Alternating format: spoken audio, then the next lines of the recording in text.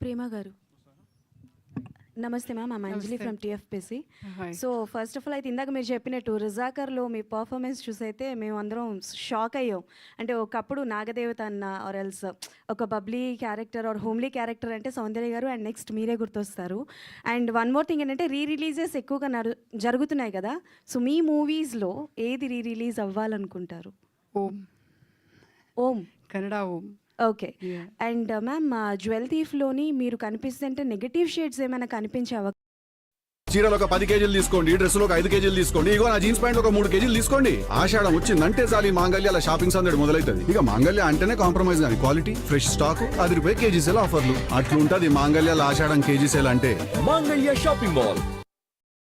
Don't like or dates వల్ల కుదరక reject చేసినవి ఏమైనా ఉన్నాయా మ్యామ్? అలా కాదు, క్యారెక్టర్స్ రాలేదండి. దేవి, ధర్మచక్రం అన్ని డిఫరెంట్ క్యారెక్టర్లో వచ్చింది. దాంట్లో పర్ఫార్మెన్స్ ఉండాలి కదా, ఊరికే వచ్చి వెళ్ళడం డబ్బు కోసం చేయడం అది నాకు ఇష్టం లేదు. నాకు ఒక సాటిస్ఫాక్షన్ ఉండాలి.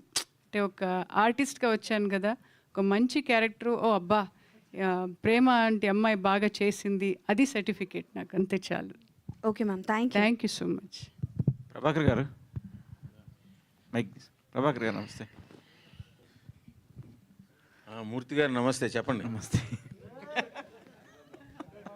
అతను నా పాత మిత్రుడండి, 33 ఇయర్స్. పృథ్వీ గారు ఊరుకోరు, అది ఆయన 30 ఇయర్స్ అంటే నేను ఇప్పుడు వస్తున్న కమర్షియల్ ఎలిమెంట్స్తో సినిమాలు బిజినెస్ చేసుకోవడమే పందాగా పెట్టుకొని సినిమాలు తీస్తున్నారు. కమర్షియల్ ఎలిమెంట్స్ ఈ సినిమాకి ఏమైనా ఉన్నాయా, లేకపోతే బిజినెస్? డైరెక్టర్ గారు ఇందా చెప్పారు, నేను అన్ని షేడ్స్ చూసి సినిమా ప్లాన్ చేశాను, తీశానని.